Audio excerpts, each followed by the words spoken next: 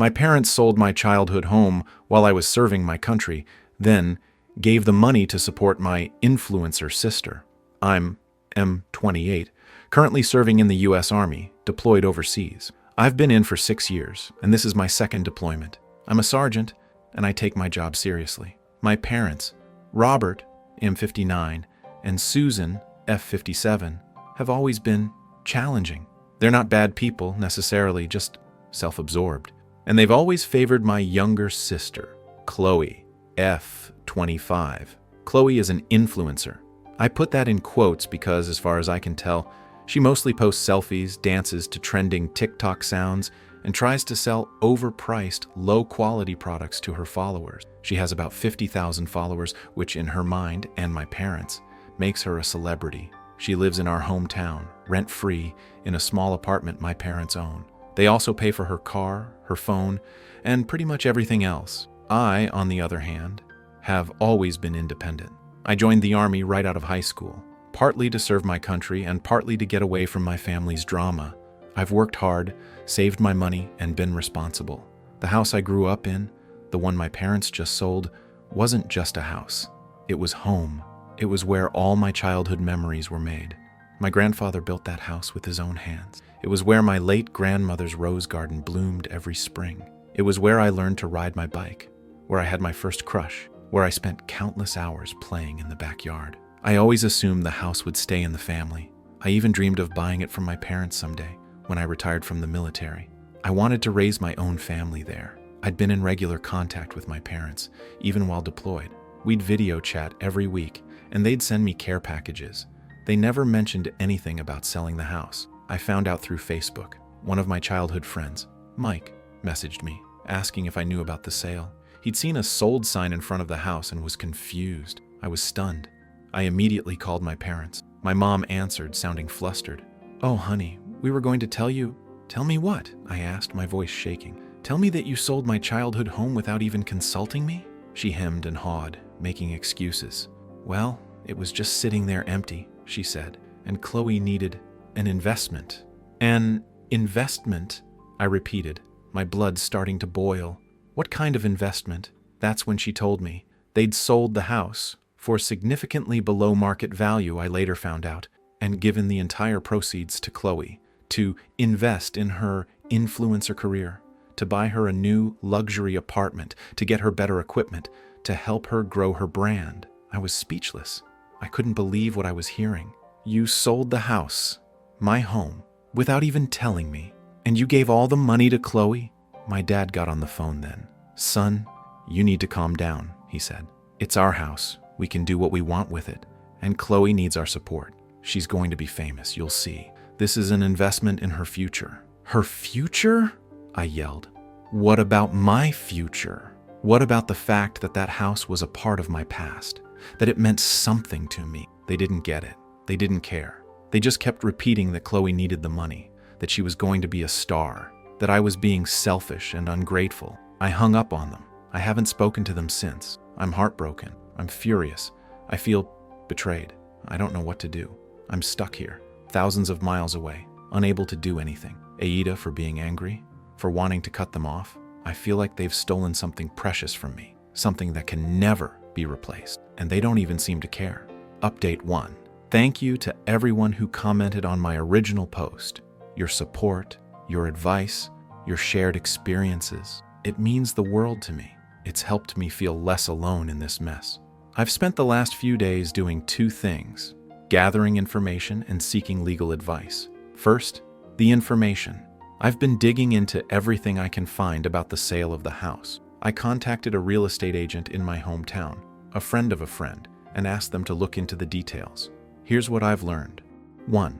Sale price. The house was sold for $350,000. According to the real estate agent, it was worth at least $450,000, possibly more, given the current market conditions. My parents practically gave it away. 2. Buyer. The buyer was a real estate investment company, a shell corporation, most likely. My agent suspects they're planning to flip the house, renovate it, and sell it for a significant profit. 3. Chloe's investment. I've confirmed that Chloe used the money to buy a luxury apartment in a trendy downtown area. She's also been posting pictures of herself with new, expensive equipment, cameras, lighting, computers. She's even hired a personal assistant, probably another unemployed friend. 4. My parents' situation. They're now living in a small rented apartment. They claim they're downsizing, but I suspect they're struggling financially. They've always been terrible with money, and I doubt they have anything left from the sale of the house. Second, the legal advice. I've spoken to several lawyers, both civilian and military. The consensus is that I have a strong case, but it's complicated. Here are the key legal issues. 1. Ownership. The house was legally owned by my parents. I had no legal claim to it, even though it was my childhood home. This makes things difficult. 2. Verbal agreement. I had a verbal agreement with my parents that I would buy the house from them someday. But verbal agreements are notoriously difficult to enforce, especially across state lines and with no written documentation. Third, gift versus loan. The money they gave to Chloe could be considered a gift, which would make it difficult to recover. However, if I can prove that it was intended as a loan or that they were acting in bad faith, I might have a stronger case. 4. Emotional distress. I can potentially sue for emotional distress given the circumstances of the sale and the impact it's had on me. This is a long shot, but it's worth exploring. 5. Military protections. There are legal protections in place for the deployed personnel. The lawyers have advised me to do the following. 1. Gather evidence. Continue collecting any documentation related to the house, the sale, and my parents' financial situation. This includes old photos, letters, emails, and any records of conversations I had with them about the house. 2. Document everything. Keep a detailed record of all my communications with my parents, Chloe, and anyone else involved in the situation. 3. Consult with a lawyer in my home state. I need to find a lawyer who specializes in real estate and family law in the state where the house was located. Consider mediation. Before filing a lawsuit, we might try mediation to see if we can reach a settlement out of court. This is unlikely to be successful, given my parents' attitude, but it's worth a try. 5. Prepare for a long fight. This is not going to be a quick or easy process. It could take months, even years, to resolve. I'm feeling overwhelmed, but also determined. I'm not going to let them get away with this. I'm going to fight for what's right, even if it means going to war with my own family. I'll update again when I have more news. Thank you again for your support. Update 2. I had a video call with my parents and Chloe. It did not go well. I decided to confront them, to demand an explanation, to let them know that I was pursuing legal action. I wanted to see their faces, to hear their voices, to gauge their reactions. I scheduled the call for a time when I knew Chloe would be there. I wanted her to be present, to hear everything I had to say. The call started awkwardly. My mom was overly cheerful, trying to pretend like everything was normal. My dad was stoic, avoiding my gaze. Chloe was smirking, playing with her phone. "So, how's everything going?" my mom asked, her voice a little too high-pitched. "You know how it's going, Mom," I said, my voice cold. "You sold my childhood home out from under me and gave all the money to Chloe." Her smile faltered. "Now, son, we've talked about this." "No, you've talked about it," I interrupted. "You've made excuses, you've lied, you've tried to justify your actions, but you haven't listened to me. You haven't acknowledged how much you've hurt me." My dad finally spoke up. "We did what we thought was best for the family," he said, his voice gruff. "For Chloe," I corrected him. "You did what was best for Chloe. You always do." Chloe looked up from her phone, her smirk widening. "What's that supposed to mean?" she asked, her voice dripping with sarcasm. "It means," I said, looking directly at her, "that you've always been the favorite. You've always gotten whatever you wanted, no matter the cost. And Mom and Dad have always enabled you." She scoffed. "Oh, please, you're just jealous. You're jealous that I'm actually doing something with my life, that I'm following my dreams." "Your dreams," I repeated, incredulous. "Posting selfies and selling overpriced crap online? That's not a dream, Chloe. That's a delusion." She glared at me. "At least I'm not stuck in some dusty desert playing soldier," she retorted. That was it. I lost it. "Playing soldier?" I yelled. "I'm serving my country, Chloe. I'm putting my life on the line while you're sitting at home, living off of Mom and Dad's money. Money that you stole from me." My mom gasped. "Don't talk to your sister like that." "Why not?" I shot back. "She has no problem talking to me like that. She has no problem benefiting from your betrayal." The argument escalated from there. We all yelled, we all accused, We all said things we probably shouldn't have. I told them about the legal advice I'd received, about the potential lawsuit. I told them that I was going to fight for what was rightfully mine, that I wasn't going to let them get away with this. My dad scoffed. "You can't afford a lawyer," he said. "You're just bluffing." "I'm not bluffing, Dad," I said, my voice shaking with anger. "I've already retained counsel, and I'm prepared to take this all the way to court." Chloe started crying then, real tears this time. "You're ruining our family," she sobbed. "You're tearing us apart." "You tore us apart, Chloe," I said, my voice softening slightly. "You and Mom and Dad, you made this choice.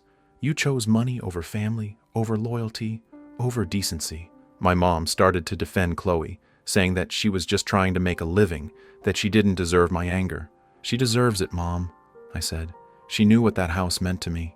She knew how much it hurt me, and she didn't care. She just wanted the money." The call ended abruptly. My dad hung up on me. I sat there staring at the blank screen, feeling empty, drained. I don't know what I expected to accomplish with that call. Maybe I was hoping for an apology, for some sign of remorse, but I didn't get it. All I got was more anger, more accusations, more lies. I'm starting to realize that this isn't just about the house anymore. It's about something much deeper. It's about years of resentment, of favoritism, of betrayal. It's about a family that was broken long before this happened. I don't know if it can ever be fixed. Update 3. Things have taken a turn, a dramatic and somewhat satisfying turn. After the disastrous video call, I decided to take a step back from the family drama. I needed to focus on my mental health, on my deployment, on my own life. I stopped checking my social media accounts. I stopped responding to my parents' increasingly desperate texts and emails. I just disconnected. Then, a few days ago, I received a message from Mike, my childhood friend, the one who'd initially told me about the house being sold. "Dude," the message said, "you have to see this." He sent me a link to a YouTube video. The video was titled, "Exposing the Fake Influencer, Chloe, Last Name, Lies, Scams, and Family Drama." I clicked on the link, my heart pounding in my chest. The video was explosive. It was created by a relatively small YouTuber, someone who specializes in exposing online scams and fake influencers.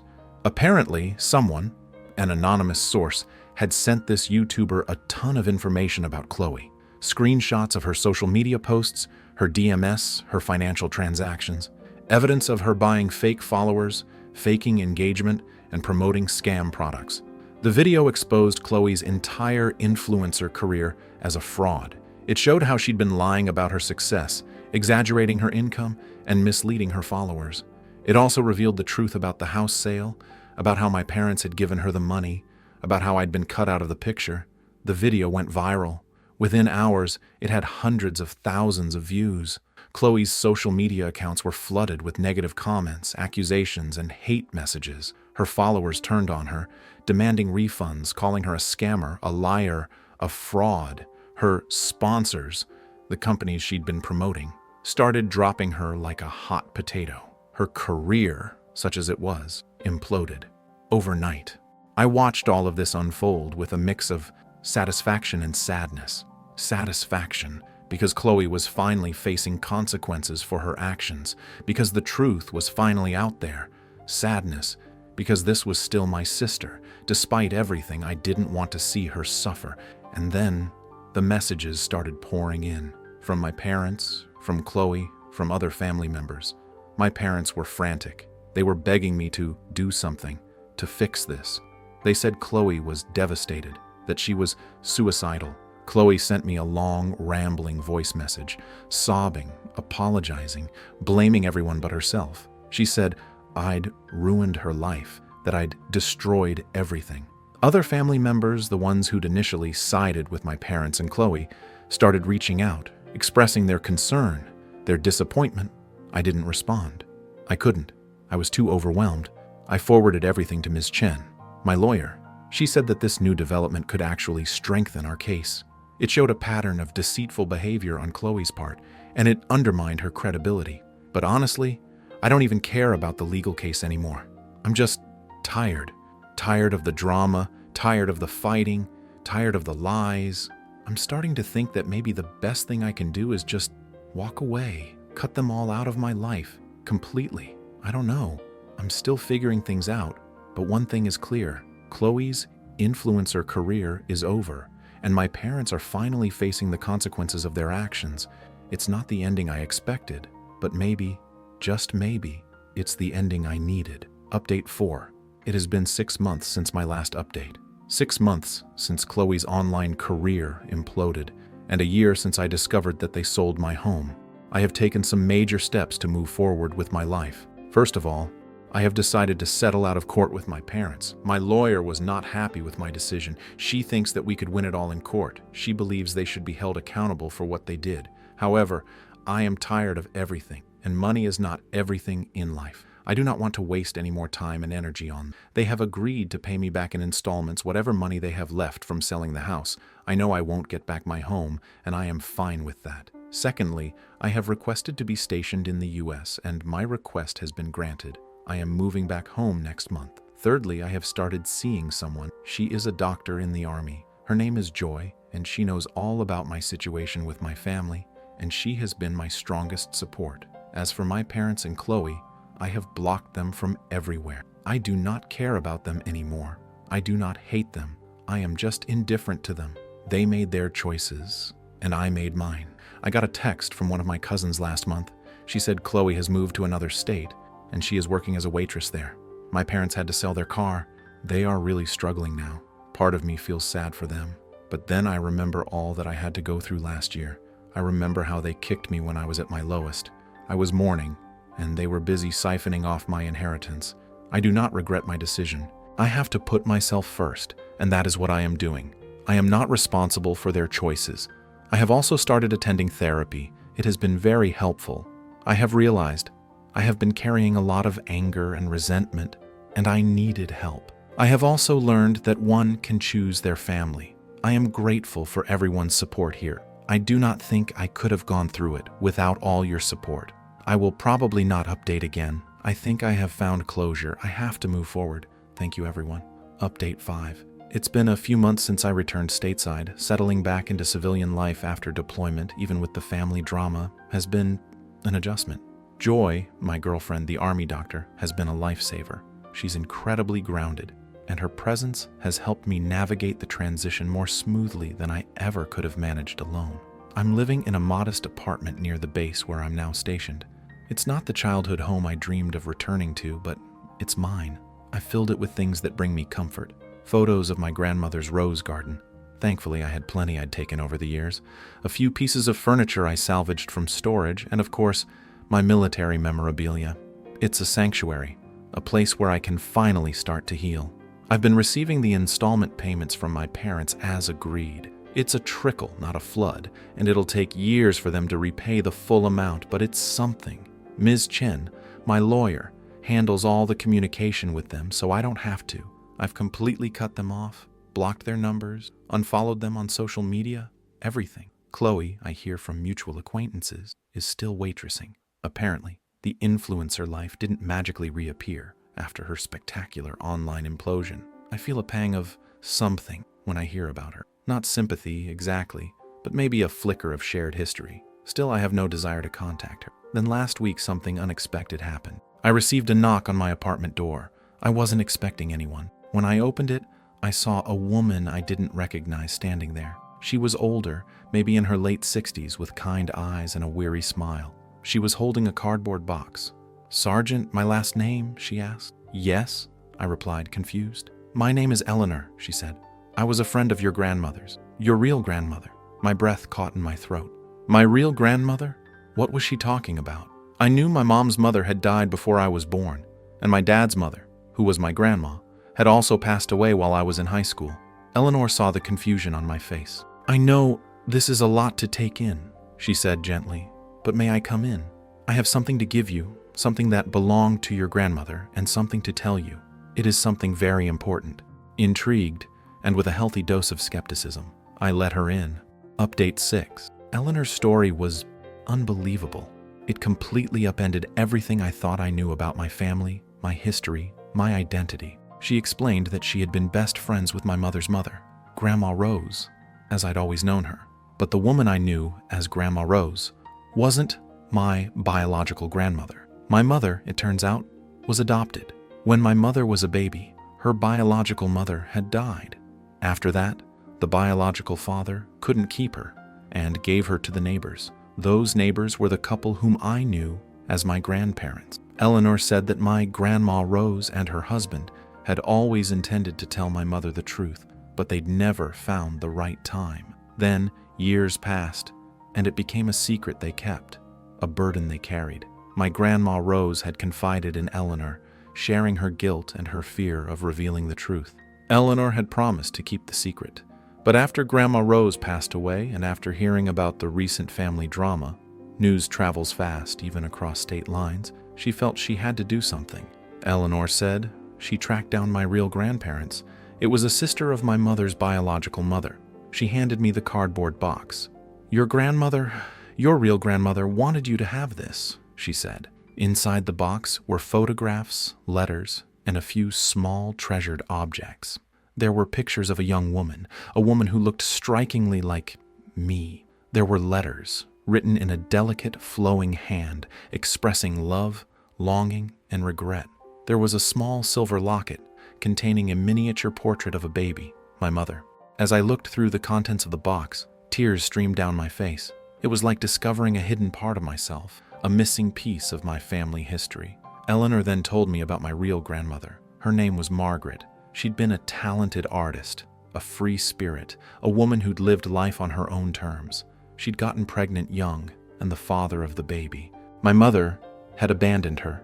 She'd struggled to raise my mother on her own, and when she'd fallen ill, she'd made the agonizing decision to give her up for adoption, hoping for a better life for her child. Margaret had never forgotten her daughter. She'd searched for her for years, but to no avail. She'd eventually remarried and had other children, but she'd always carried the pain of losing her firstborn. Margaret had passed away a few years ago, but before she died, she'd asked Eleanor to try to find her daughter, to tell her the truth, to give her the box of keepsakes. Eleanor had finally tracked me down through a combination of online research, social media, and contacting some of my old friends from my hometown. The revelation was overwhelming.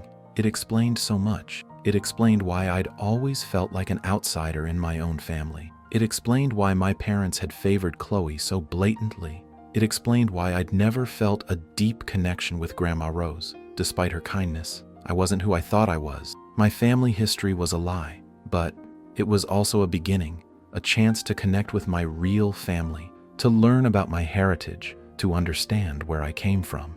Eleanor gave me the contact information for my mother's siblings, my aunts and uncles. She said they were eager to meet me, to welcome me into the family. I don't know what to do. I'm still processing everything. I'm excited, scared, confused, and hopeful, all at the same time. I'll update again when I've had a chance to connect with my newfound family. This is a whole new chapter. Update 7. I met them. My real family, my mother's siblings, my aunts and uncles, my cousins. After talking to Eleanor, I decided to reach out. I was nervous, hesitant, but I knew I had to do it. I contacted one of my aunts, Sarah, another Sarah, this is getting confusing, who Eleanor had said was the most eager to connect with me. We spoke on the phone for over an hour. She was warm, welcoming, and incredibly kind. She told me all about my biological grandmother, Margaret, about her life, her art, her love for my mother. She told me that Margaret had always regretted giving my mother up for adoption, that she'd searched for her for years, that she'd never stopped loving her. She also told me about my mother's biological father. He'd been a musician, a traveling artist, a man who'd never settled down. He died a few years before Margaret, never knowing that his daughter had been found. Sarah invited me to visit them, to meet the rest of the family. They lived in a small town a few hours' drive from where I was stationed. I decided to go. I took Joy with me, for support. The meeting was emotional. It was like stepping into a different world, a world where I belonged, a world where I was seen. My aunts and uncles welcomed me with open arms. They hugged me. They cried. They told me stories about my mother, about Margaret. They showed me pictures, family albums, old home movies. I learned that I had a whole network of cousins, second cousins, extended family members, people who shared my blood, my history, my heritage. They were all so normal, kind, down to earth, genuine. They weren't perfect, of course, but they were real. They weren't the self-absorbed, manipulative people I'd grown up with. I spent the entire weekend with them, talking, laughing, crying, sharing stories. I felt like I'd finally found a place where I belonged. They told me that Margaret had left a small inheritance for my mother, which had been held in trust for her, since my mother had never been found. The inheritance had remained untouched. They offered to give me the inheritance. They said it was rightfully mine, that it was what Margaret would have wanted. I was overwhelmed. I hadn't expected anything. I hadn't come looking for money.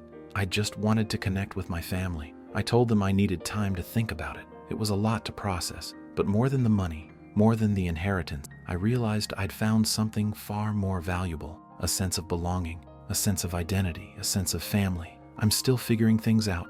I'm still processing everything, but I know this. I'm not alone anymore. I have a family, a real family who loves me, who accepts me, who welcomes me with open arms. And that, more than anything, is what I needed. Update 8. This is it. My final update. After meeting my biological family, after learning the truth about my mother's past, I felt a shift in my perspective. The anger, the resentment, the bitterness I'd been carrying for so long, it started to fade. I realized that my parents, Robert and Susan, weren't just villains in my story. They were flawed, damaged people who'd made terrible choices. They'd been motivated by greed, by entitlement, by a desperate need for validation, but they were also the only parents I'd ever known. They'd raised me, fed me, clothed me. They weren't all bad. I decided to confront them one last time, not to yell, not to accuse, but to understand.